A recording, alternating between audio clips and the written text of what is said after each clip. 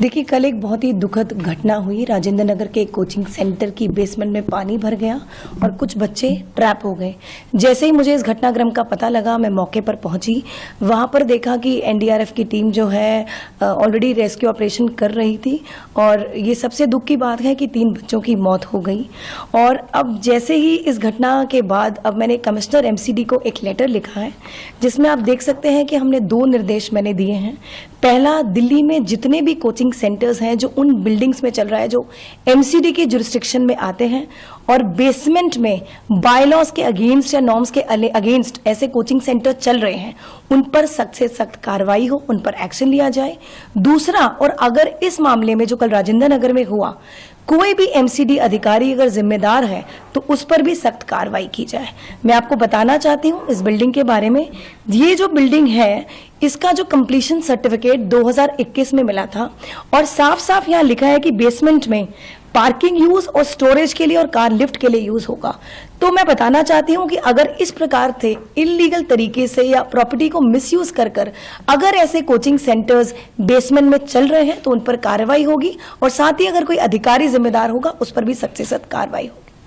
लेकिन जो सवाल उठ रहे हैं मैम की एमसीडी की कार्यप्रणाली पे कि एमसीडी को इस तरह से प्रॉपर्टी टैक्स आप लोग लेते हैं, उसकी जिम्मे वहाँ पे जाकर जांच करना, उन्हें सर्टिफिकेट देना, जो एनओसी देना, सब एमसीडी की जिम्मेदारी है। साथ में जो हादसा हुआ, जो पानी वहाँ पे पहुंचा, उसकी भी जिम्मेदारी एमसीडी की बनती है। देखिए, बताया जा रहा था कि बिल्डिंग के आगे से कोई ड्रेन या कोई सीवर जो निकलता है वो एकदम से फट गया।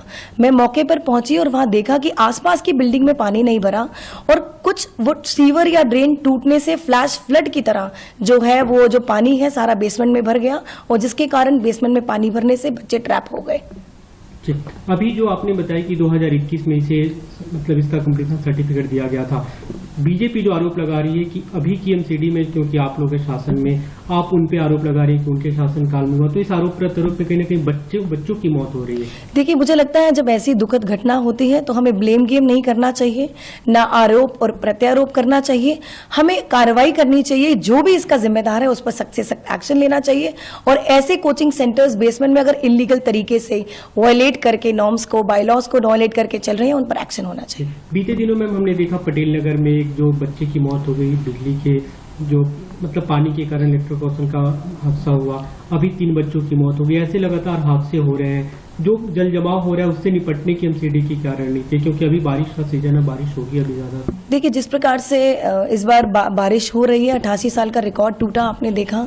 वाटर लॉगिंग की समस्या है, पर एमसीडी हो, पीडब्ल्यूडी हो, दिल्ली जल बोर्ड हो, वो 24 घंटे आप देखेंगे ग्राउंड पर काम कर रहे हैं कि दिल्ली की जनता को समस्या का जो है हमें समाधान दे सके।